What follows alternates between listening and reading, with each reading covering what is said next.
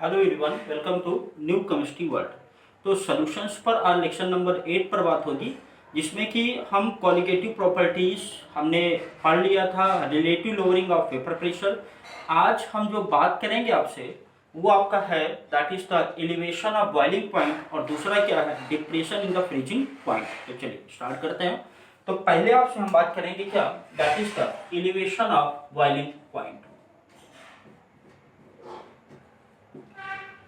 Elevation of boiling point. अब पहले आप इसको समझें जरा, होता क्या है। बॉइलिंग पॉइंट की पहले तो डिफिनीशन आप समझें। बॉइलिंग पॉइंट का मतलब क्या होता है, वो टेम्परेचर, जनरली डिफिनीशन क्या बताते हो जिस पर बॉयल करने लगता है, लेकिन ये डिफिनीशन नहीं बोलना आपको। क्या बोलना है कि जब किसी लिक्विड का वेपर प्रेशर एटमॉस्फेरिक प्रेशर के बराबर हो जाता है तो वो स्टार्ट कर देता है बॉयल करना, उस टेम्परेचर को हम लोग क्या बोलते हैं that is the boiling temperature. फिर से बात को समझें।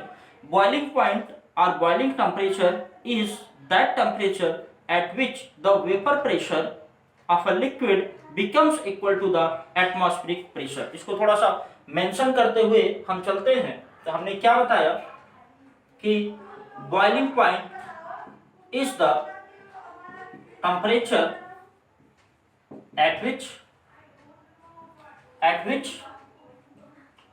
vapor pressure of liquid becomes equal to atmospheric pressure। atmospheric pressure generally इसको हम क्या लिख देते हैं that is the TB naught. ठीक है। अब एक बात और समझिए। जनरली अगर हमने क्या लिया है, कंटेनर लिया है, इस कंटेनर में क्या है पानी, वाटर, और आप जानते हैं जब प्रेशर कितना हो 1 एटमॉस्फेयर और 760 mmHg, देन बॉइलिंग पॉइंट कितना होता है बेटा 100 डिग्री सेल्सियस होता है। ये कुछ बातें आप ध्यान रखेंगे। और अगर हमने क्या कर दिया, इसमें ऐड कर दिया, इसमें अगर हमने क्या कर दिया कुछ शुगर ऐड कर दिया, चीनी डाल दिया, तब ये क्या बन जाए, अभी ये नॉर्मली क्या है सॉल्वेंट है, अब क्या हो जाएगा दैट बिकम द सॉल्यूशन।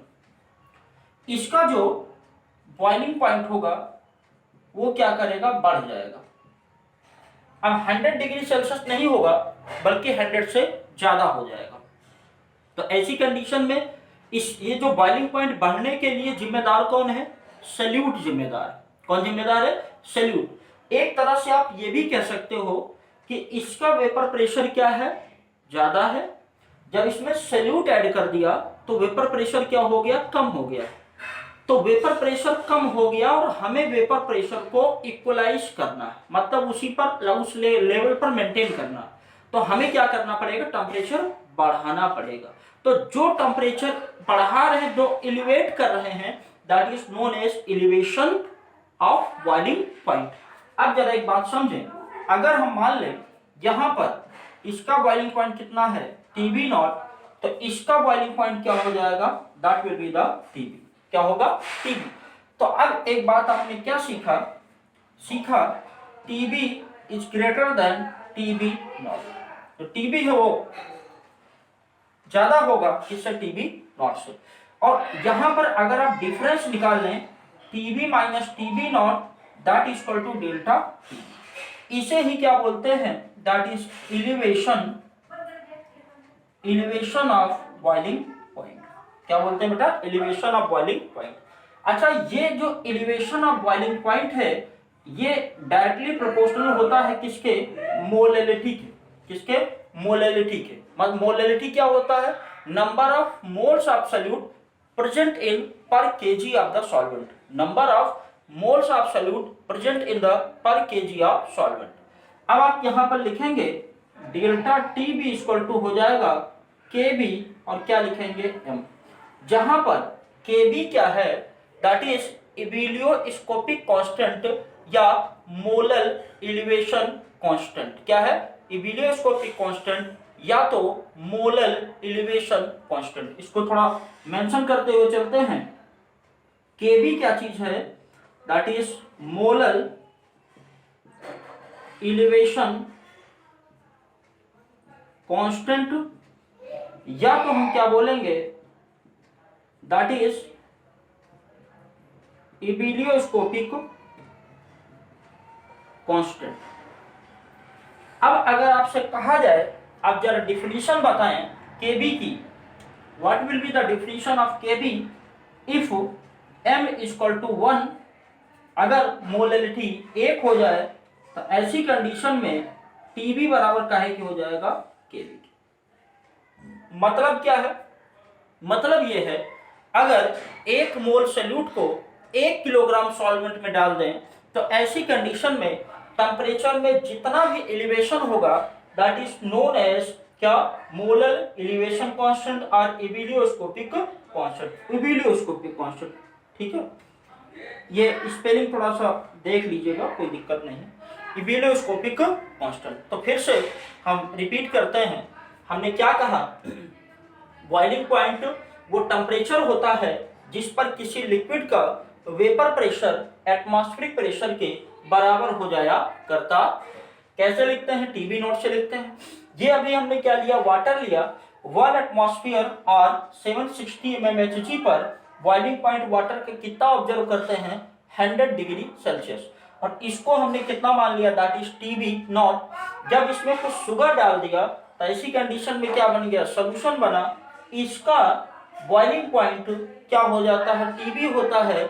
और अभी आपको एक बात बताई हमने, क्या, सॉल्यूशन का बॉइलिंग पॉइंट ज्यादा होता है देन द सॉल्वेंट, तो इसका मतलब TB is greater than TB not, तो TB minus TB not equal to delta TB not, और ये क्या कहलाता है, that is elevation of boiling point. और ये जो एलिवेशन ऑफ बॉइलिंग पॉइंट है ये क्यों होता है, due to presence of solute part का।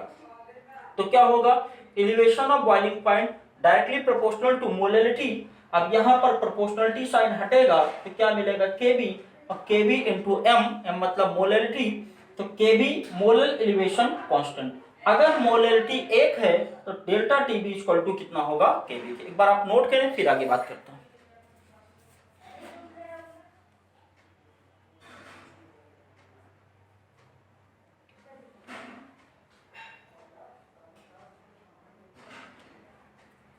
चलिए अब कुछ बातें हम और समझते हैं इसके बारे में, वो क्या है,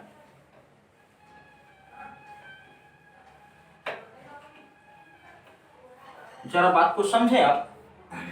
होता क्या है,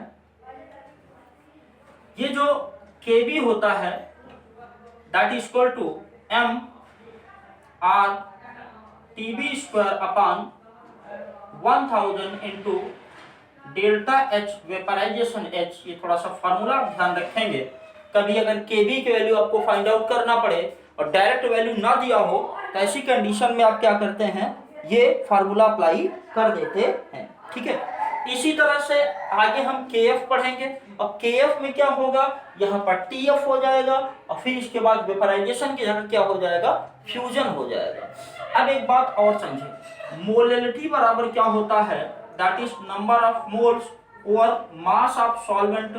किसमें रखा हमने, किलोग्राम में रखा, किसमें रखा, किलोग्राम में।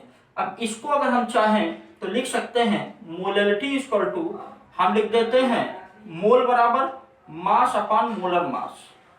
ठीक है, अब फिर नीचे क्या लिखेंगे, ये हो जाएगा W2, सॉल्वेंट को हम क्या मान लेते हैं, W2 डिवाइडेड बाई 1000, लेकिन ये किस में आ जाएगा, इन ग्राम में। ठीक है, तो m बराबर लिख सकते हैं W1 upon M1 into W2, ऊपर कितना कर देंगे, 1000। अब इस वैल्यू को जो अभी हमने आपको समझाया था वहां पर अगर रखें तो हमें क्या मिल जाता है, delta TB equal to 1000 KB W1 upon ये हो जाएगा M1, और ये क्या हो जाएगा, W2। एक सिंपल सा फार्मूला क्या करेंगे, ध्यान रखेंगे। ठीक है, तो कोई इसमें बहुत बड़ी बात हमने नहीं किया है, बस हमने m की जगह ये वैल्यू रख दिया। ठीक है, अब अगर इसको ग्राफिकल हम रिप्रेजेंट करें क्या करें, अगर इसको हम ग्राफ पर देखें तो ग्राफ पर क्या होगा, जरा इसको समझें। यहां पर क्या लेते हैं, टेम्परेचर, और यहां पर क्या लेते हैं, that is the vapour pressure. क्या लेते हैं, टेम्परेचर, और यहां पर क्या लेते हैं हम, वेपर प्रेशर। क्या है, केल्विन। इतना क्लियर? आई थिंक इसमें कोई दिक्कत नहीं होनी चाहिए। अब जरा देखें, यहां पर जब जाएंगे टेम्परेचर बढ़ेगा, जाएंगे तो टेम्परेचर क्या होता है, कंटिन्यूअसली बढ़ता जाता है। ठीक है, तो ऐसी कंडीशन में क्या होगा, यहां पर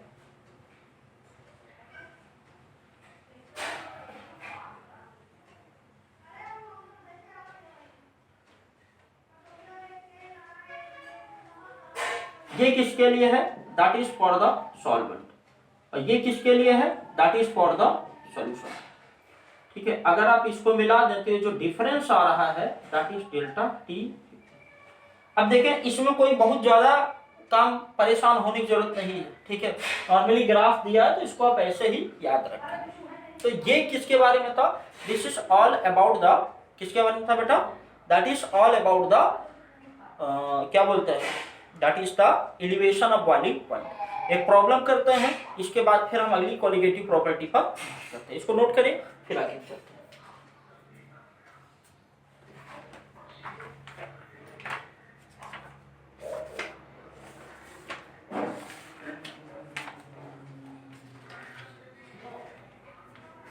एक क्वेश्चन करते हैं जिससे जुड़ा हुआ, ताकि कॉन्सेप्ट थोड़ा सा आपका और अच्छा हो जाए।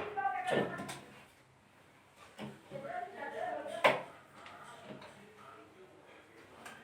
क्वेश्चन क्या है जरा देखें। क्वेश्चन दिया हुआ है, boiling point of water at 750 mmHg is 99.63 degree Celsius. How much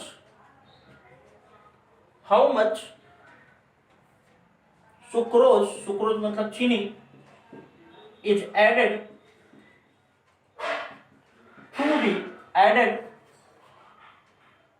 to 500 gram water, 500 gram water, such that it boils at 100 degree Celsius. और यहां पर Kb की वैल्यू गिवन है 0.52 kelvin kilogram, that is mole inverse. ठीक है, video को pause करके आप करें, फिर आगे हम बताना शुरू करते हैं। ओके, देखिए, चलिए, तो यहां पर क्या करना है, ये एलिवेशन ऑफ बॉइलिंग पॉइंट से जुड़ा हुआ है। देखिए 760 पर 100 डिग्री सेल्सियस होता है, अभी आपको हमने बताया 760 पर 100 डिग्री सेल्सियस होता है, लेकिन यहां पर इन्होंने क्या किया, प्रेशर बदल दिया है, तो टेम्परेचर बॉइलिंग पॉइंट भी क्या हो गया, बदल गया। अब जरा समझें, टीबी नॉट कितना दिया है, दैट इज 99.63 डिग्री सेल्सियस, और आपसे कहा गया टीबी सॉल्यूशन कितना हो जाए, 100 डिग्री सेल्सियस। तो इससे आप क्या निकाल लें, डेल्टा टीबी, और डेल्टा टीबी बराबर होगा टीबी माइनस टीबी नॉट, हो जाएगा 100 माइनस 99.63, कितना हो जाएगा 63, तो ये आ जाएगा 7, ये 0.63 ये आपका आ जाएगा। ठीक है, अब आपसे क्या कहा गया है, कितना शुगर ऐड कर दें। आपसे पूछा है W1 पूछा है, और M1 क्या हो जाएगा, शुगर का फार्मूला जरा देखें, ये हो जाएगा C12H22O11, लास्टली इसको आप कैलकुलेट करिएगा, 342 आता है, तो ये कितना हो जाएगा 342 ग्राम, और जो आपका W2 है वो कितना है, 500 ग्राम दिया। W2 कितना दिया, 500 ग्राम दिया, और फिर इसके बाद Kb की वैल्यू कितनी दिया है, 0.52। ठीक है, अब आप फार्मूला अप्लाई करें, फार्मूला क्या होगा, डेल्टा टीबी इक्वल टू 1000, ये होगा Kb into W1 upon M1 into W। तो इसकी वैल्यू आप रखेंगे, कितना होगा 0.37, ये हो जाएगा 1000, Kb की वैल्यू 0.52, W1 आपसे कहा गया बताइए, W2 कितना हो जाएगा 500 ग्राम, और M1 कितना है 340, और W2 कितना हो जाएगा दैट इज द 500, कितना होगा 500 ग्राम। तो W1 अगर आपको कैलकुलेट करना है तो 3, और इसको इधर लेते आते हैं 500.37 अपान 1000.5, ठीक है। इसको क्या करेंगे, कैलकुलेट करेंगे। अभी तो हम डायरेक्ट देख ले रहे हैं कितना आंसर आ रहा है, बाकी आप कैलकुलेट करते रहिएगा, ठीक है। इसका कैलकुलेट करने पर आंसर जो आता है दैट इज 121.7 ग्राम। कैलकुलेट करेंगे तो यही आएगा, ठीक है। चलिए नोट कर लें, बाकी सीधे हमने सिंपली वैल्यू ही रखा है, ठीक है। चलिए आगे जो हम अगली कॉलिगेटिव प्रॉपर्टी बात करेंगे वो क्या होगा, that will be the depression in the freezing point. अगला क्या है, दैट इज द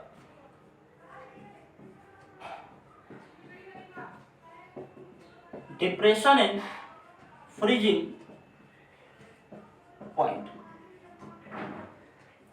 अब यहां पर थोड़ा सा समझे आप, फ्रीजिंग पॉइंट की डिफिनीशन का मतलब क्या होता है, जब सॉलिड और लिक्विड दोनों का वेपर प्रेशर क्या हो जाए, इक्वल हो जाए, तो वो आपका टेम्परेचर क्या कहलाता है, that is the freezing point. आप जरा समझें यहां पर होता है, अच्छा कुछ एग्जांपल समझिए। जैसे होता है क्या है कि जैसे आप क्या करते हैं हिल एरियाज पे, जैसे शिमला मनाली, यहाँ पर जब घूमने जाते हैं तो वहां पर क्या होता है, जो कार से जाते हैं तो कार में बॉयलर होता है, और बॉयलर में क्या होता है, पानी भरा होता है, ठीक है। क्या होता है, पानी भरा होता है। तो आपको पता है पानी का जो फ्रीजिंग पॉइंट है 0 डिग्री सेल्सियस है, और वहां का टेम्परेचर क्या होता है 0 से भी कम होता है। तो वहां पर क्या हो जाएगा, बॉयलर के जमने का डर रहता है, और जब जम जाएगा तो गाड़ी खड़ी हो जाएगी, हम जा नहीं पाएंगे। तो वहां पर क्या करते हैं, कुछ ऐसे सब्सटेंस ऐड कर देते हैं उसमें, ताकि उसका जो फ्रीजिंग पॉइंट है वो और डाउन हो जाए, जितना एटमॉस्फेयर है उससे काफी कम हो जाए। तो ऐसे सब्सटेंसेस को बोलते हैं दैट इज एथिलीन ग्लाइकॉल। क्या बोलते हैं, एथिलीन ग्लाइकॉल। रेडिएटर में गाड़ी के बॉयलर्स में डालते हैं ताकि पानी का जो फ्रीजिंग पॉइंट है वो और नीचे चला जाए। और ऐसे सब्सटेंसेस को क्या बोलते हैं, that is anti freezes substance. इसी तरह से क्या होता है, जैसे कैल्शियम क्लोराइड हो गया, KCl हो गया, अगर सड़क पर बर्फ पड़ी होती है तो वहां पर उसको हटाने के लिए, साफ करने के लिए हम क्या करते हैं, यूज करते हैं anti freezes substance like CaCl2 या KCl, इनका यूज किया जाता है, ठीक है। अब ये तो हमने आपको एप्लीकेशंस बता दिए, जैसे अभी आपको उसमें समझाया सेम कंडीशन यहां पर भी है, ठीक है।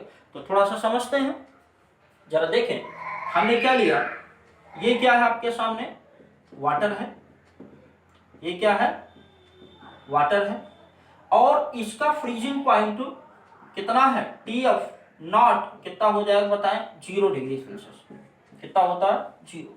लेकिन इसमें हम क्या करते हैं, अगर हमने क्या कर दिया, ऐड कर दिया, क्या, शुगर ऐड कर दिया, शुगर मतलब चीनी ऐड कर दिया। तो जब शुगर ऐड कर देते हैं तो इसका जो फ्रीजिंग पॉइंट होता है क्या होता है, TF होता है।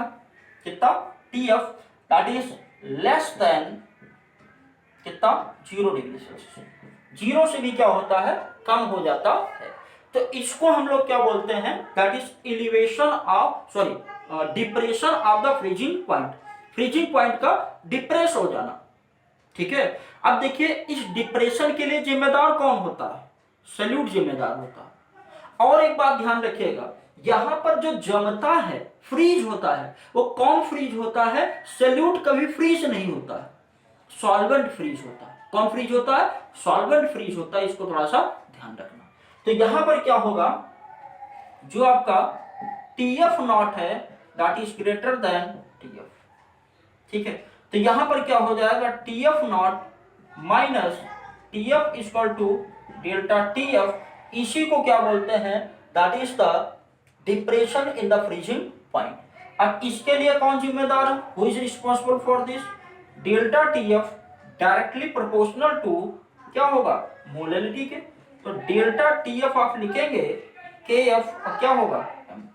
अब मोलैलिटी की जो वैल्यू आपको हमने बताया था, मोलैलिटी की जो वैल्यू हमने बताया था वही आप रखेंगे, ठीक है। और ये के एफ को क्या बोलते हैं जरा समझिए, के एफ होता है मोलल डिप्रेशन कांस्टेंट, या तो दूसरा क्या बोलते हैं, दैट इज क्रायोस्कोपिक कांस्टेंट। क्या बोलते हैं, क्रायोस्कोपिक कांस्टेंट बोलते हैं, ठीक है। केएफ की यूनिट भी पूछी जा सकती है, तो इसको भी थोड़ा सा आप ध्यान रखेंगे। अब जरा समझिए, इफ m इक्वल टू 1, तो ये डेल्टा टीएफ बराबर किसके हो जाएगा, टीएफ के।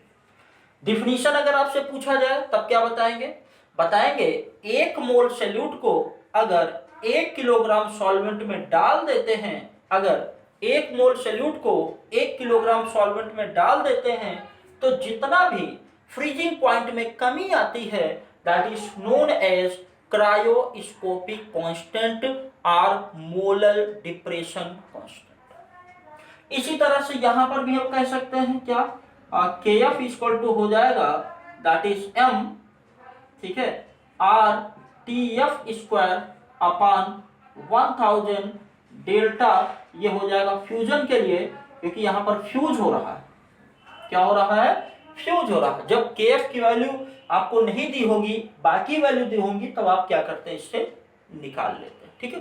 तो फिर से समझिए, हमने क्या बताया, डिप्रेशन इन फ्रीजिंग पॉइंट का मतलब क्या हुआ कि जब लिक्विड में, प्योर लिक्विड में कोई सॉल्वेंट आप कोई सोल्यूट ऐड कर देते हैं, तो वहां पर क्या होता है, जो फ्रीजिंग पॉइंट होता है वो कम पड़ जाता है, जो कमी आती है that is depression in the freezing point.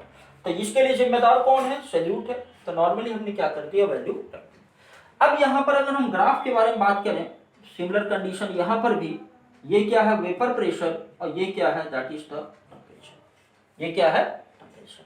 अब जो समझे यहां पर बात, ये जो हमने लिया है ये किसके लिए है, दैट इज फॉर सॉल्वेंट। किसके लिए, सॉल्वेंट। लेकिन आपको पता है जब आप बात करेंगे किसकी, सॉल्यूशन की, जब आप बात करेंगे सॉल्यूशन की, तो क्या होगा, यहां से हटाते हैं, ये किसके लिए है, that is for the solution, ठीक है। अब यहां पर देखें जरा, यहां पर इस कंडीशन में थोड़ा समझे, इस कंडीशन में लिक्विड हमारा क्या है, वो सॉरी जो हमारा सॉल्वेंट वो क्या लिक्विड फॉर्म में है, लेकिन और अंदर आते हैं, टेम्परेचर और डाउन करेंगे, तो क्या होगा, जो हमारा लिक्विड है, जो सॉल्वेंट है, वो क्या हो गया, फ्रीज कर गया। और हमारा जो सोल्यूट था, ये जो सोल्यूट था वो तो आपका यहां पर रहेगा। सॉल्वेंट क्या होता, फ्रीज होने लगता, सॉल्वेंट क्या होता, फ्रीज। तो यहां पर क्या हो जाएगा, दैट इज लिक्विड सॉल्वेंट, और ये क्या है, दैट इज सॉलिड सॉल्वेंट। क्या कहलाता, दैट इज सॉलिड सॉल्वेंट, ठीक है। तो ये कुछ बातें हैं जो हमें ध्यान रखनी है, और ग्राफ में ज्यादा दिक्कत नहीं होगी, ठीक है। नॉर्मली जैसे दिया है वैसे ही आप कर लेंगे, वो नहीं पूछा जाता, मेन इससे जुड़ी हुई प्रॉब्लम्स पूछी जाती है, ठीक है। इसको नोट करें, फिर एक प्रॉब्लम लेते हैं, फिर आगे चीजों को ले चलते हैं। देखिए, जो चीज मैं समझा रहा हूं उसको आप क्या करेंगे, नोट डाउन करते रहेंगे, लिखते रहेंगे। चलिए, अब क्या करते हैं, इससे जुड़ी हुई एक प्रॉब्लम लेते हैं।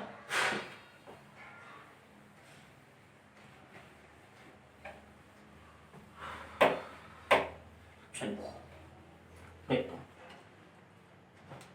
एक प्रॉब्लम दिया हुआ है, कैलकुलेट द, क्वेश्चन है आपका, calculate the mass of ascorbic acid. Ascorbic acid का मास बताना है, और ये क्या है, विटामिन सी है, विटामिन सी है, और इसका कितना है molar, formula C6H8O6 to be dissolved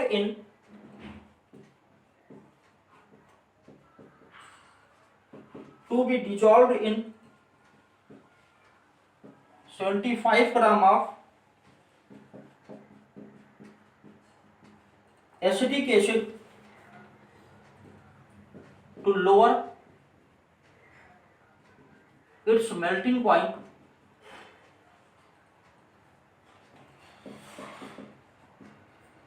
one 1.5 degree Celsius और KF की वैल्यू दिया है 3.9 kelvin kilogram mole inverse. Video को पॉज करके आप क्वेश्चन सॉल्व करिए, फिर इसके बाद फिर बताना शुरू करते हैं, ठीक है।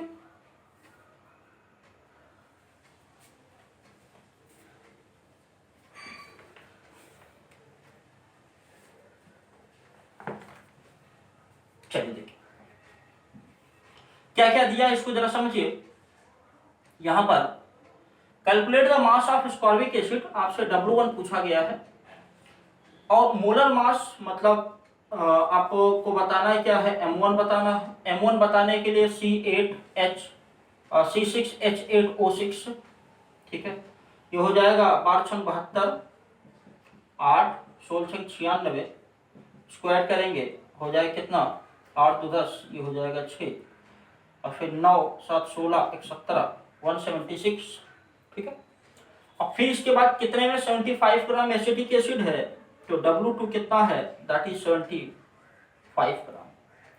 KF की वैल्यू ऑलरेडी गिवन है 3.9, ठीक है।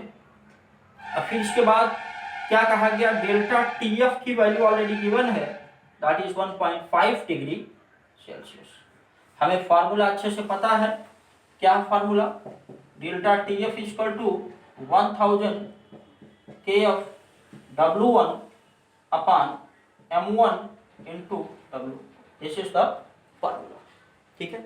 फिर इसके बाद क्या करते हैं, आप यहाँ वैल्यू रखते हैं 1.5 1000, KF की वैल्यू कितनी है 3.9, W1 कितना है यही तो बताना है, अपॉन ये हो जाएगा 176, कितना हो जाएगा, दैट विल बी द 176 हो जाएगा।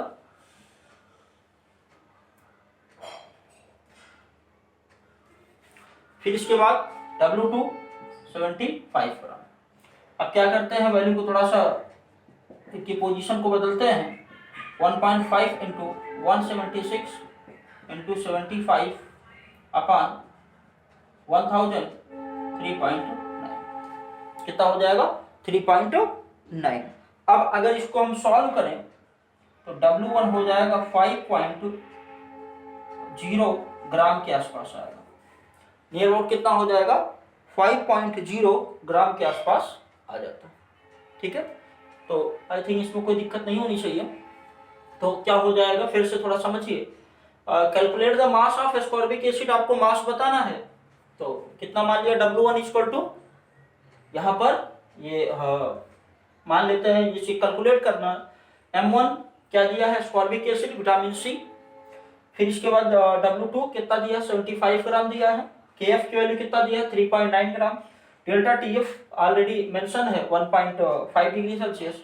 हमें ये फार्मूला पता है, इस फार्मूले पर हम क्या करते हैं वैल्यू रखते हैं। अच्छा देखें हमने क्या किया, अभी सीधे सीधे इसमें आंसर रख दिया, तो इसमें परेशान होने की जरूरत नहीं, ये नॉर्मल आप कर सकते हो, ठीक है। तो इसमें कोई दिक्कत की बात नहीं, ठीक है। अब देखें एक बार नोट कर लें आप, चलिए अब देखिए इसमें करना क्या है, इनसे जुड़ी हुई जो प्रॉब्लम्स है उनको आप ज्यादा से ज्यादा प्रैक्टिस करें, और जितना आप प्रैक्टिस करेंगे चीजें उतनी ज्यादा क्या हो जाएंगी, क्लियर होती चली जाएंगी। थ्योरी पार्ट कम करें, जो प्रॉब्लम्स है उनको ज्यादा करें, क्योंकि जब प्रॉब्लम्स करेंगे तो चीजें क्या हो जाएंगी, काफी आसान होती जाएंगी। इसके बाद हमारा एक लास्ट टॉपिक बचा हुआ है, वो क्या है आपका, that is the osmotic pressure and osmosis. और इसके बाद ये चैप्टर हमारा एंड होता है, और फिर इससे जुड़ी हुई प्रॉब्लम्स करेंगे जो भी आपका क्वेश्चंस आए हुए हैं। तो इसमें आज हम लोग इतना ही करते हैं। Okay, thanks for watching.